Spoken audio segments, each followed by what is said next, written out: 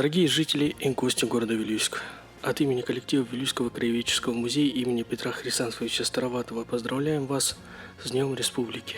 Якутская автономная советская социалистическая республика была основана 27 апреля 1922 года декретом Президиума Всесоюзного центра исполнительного комитета Советского Союза. И в деле становления государственности в нашей республике большую роль сыграл наш земляк-вилюйчанин Степан Максимович Аржаков. Как и у всех выдающихся революционеров тех времен, оставивших бессмертный след в истории, у Степана Аржакова была особенная и трагическая судьба.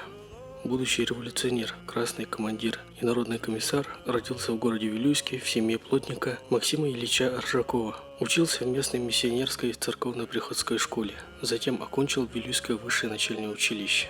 В 1915 году поступил в Якутскую учительскую семинарию, где учился с будущими своими верными товарищами и соратниками Платоном Алексеевичем Аюнским, Максимом Кировичем Амосовым, Исидором Никифоровичем Бараховым, Степаном Васильевичем Васильевым, Степаном Филипповичем Гоголем и другими.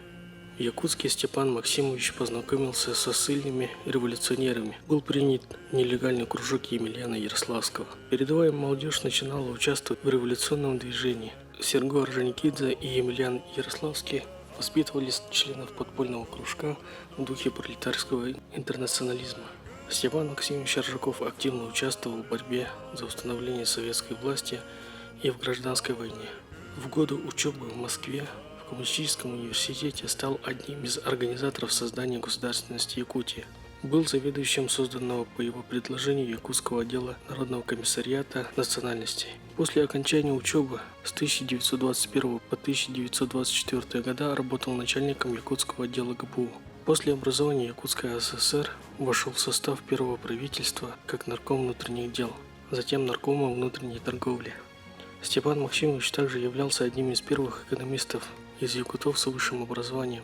Окончил Московский торгово-промышленный институт в 1930 году.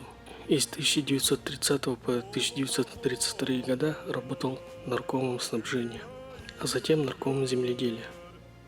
С 1937 по 1938 года работал председателем Совета народных комиссаров Якутской автономной советской социалистической республики.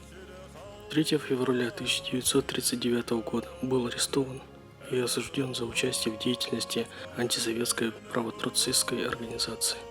Расстрелян 17 мая 1942 года в Чаун-Чукотском отделении лагерного пункта рудника Валькумей.